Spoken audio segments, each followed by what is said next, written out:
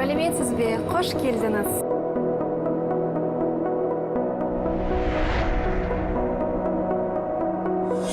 Азаматтық авиация ел мен жерді, қала мен даланың арасын жалғап, тәулік бойы жолаушыларға қызмет көрсететін қиын да қызықты салалардың бірі.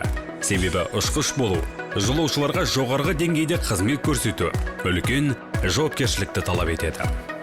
Мен ұшқыш болуды бала кезімнен армандадым. Арманыма жету үшін тырыстым, талпындым, дегеніме жеттім.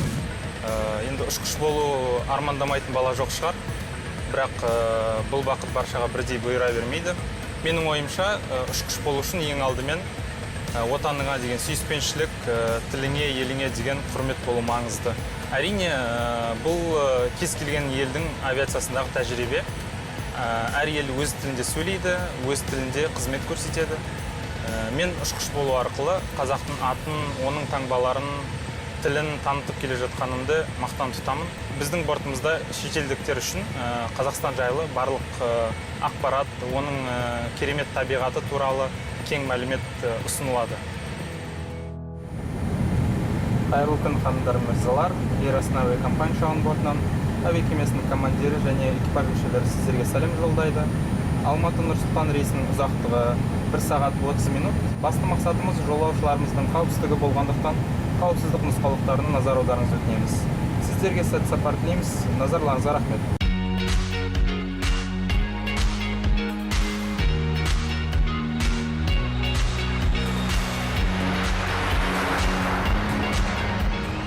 Біз әр күн сайын жүздеген мыңдаған жолаушыларды тасымалдаумен айналысамыз.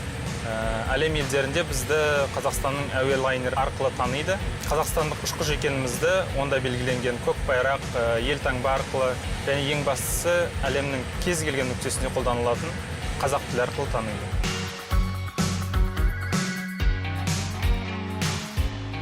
Ұшаққа кірген адам ең алдымен қазақтың күйін естиді. Қазақтың ою өрнегі, ұлттық нақыштары бар бортсеріктердің керемет киім арқылы жақсы біледі. Шетелде жүрген жерлестеріміз, іскер азаматтар, студент жастар өздерін қазақша қарсы алған экипаж мүшелерін көргенде ерекше қуанады, мақтан тұтады. Сапарға көп шығатын жолаушыларымыз оны жақсы сезінеді, түсінеді. Себебі бұл туған елдің, туған жердің тілі. Ұшқыш тек жолаушыларға қызмет көрсететін ұшақ басқаратын маман иесі ғана емес. Ол ең алдымен қазақ елінің азаматы, қазақ елінің өкілі, ешсіз беттес. Олармен бірге әлем елдерінде өлеген экипаж мүшелері де солай. Қазақстанның әуе компаниясы болғандықтан, біздің жолаушыларымыз қазақстандықтар және біз қазақ тіліне үлкен назар аударамыз. Бұл біздің мемлекеттік тіліміз.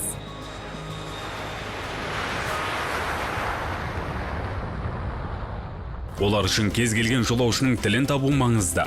Ал өз тілінде қызмет көрсету өз алдына үлкен жауапкершілік, үлкен абырой. Қазақ тілінің мәртебесі бәрінен жоғары, бәрінен биік.